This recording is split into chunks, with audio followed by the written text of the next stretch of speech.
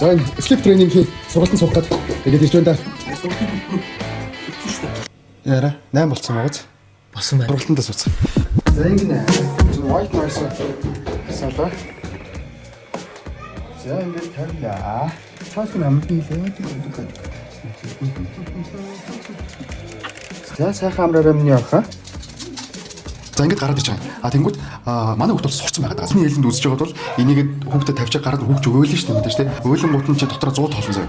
100 тоолоод босныхоо дараа ороод хүүхдэд тайвшруулна. Тайвшруулчаад шууд буцааж тавиад дахиад гарч ирнэ.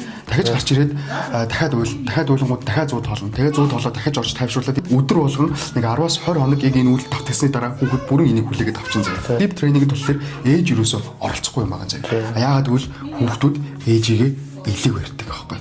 Илэг барина. Илэг барь. На илэг барих ч бас их том асуудал ш. Юу хийчих вэ? Илэг барих юм биш үү минь үү? Ингээд сурцсан хүүхэд ирээдүйд чамд ямар амар байх вэ гэдгийг би одоо харуулъя заяа. Яаж харах? Явцгаая. Яаж харах? Явъя. Хүүхдүүдээ монтцгаая.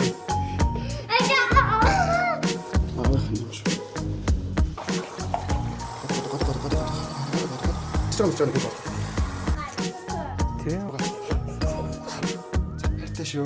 За сайхан хамраарай. Хайртай шүү. За нэг иймэрхүү. Ингээд одоо ингээд бодож нугаж байгаа гэж байна. Амар тий. Ингээд онцож байгаа. За тэнгууд ингээд 8 дундчаар заяа. Хүүхэд хангалттай сайн амарч чадна. Тэгээ их дундахаар өсөлтөнд нөлөөлнө. Өсөлтөнд сайн нөлөөлнө. Тэгээд өглөөс эрэхтэй гоё цоглог их онцож байгаа юм шиг. Тэгээ өдөржингөө бүтээмж өндөртэй хичээлээ сайн хийн. Өөрсдөө ч гэсэн гоё болчихлаа. За тэгээд одоо ингээд 8-аас 12 цаг хүртэл 4 цаг шүү дээ. Энэ 4 цагийн хооронд ажиллаа хийж болж байна. Гоё кино үзэж болж байна. Дүү тавиулж болж байна.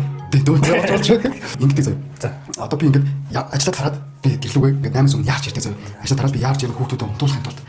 Тэгэхгүй бол хүүхдүүд ээжигээ илэг барих нь ш. Илэг барих нь юунаас ш.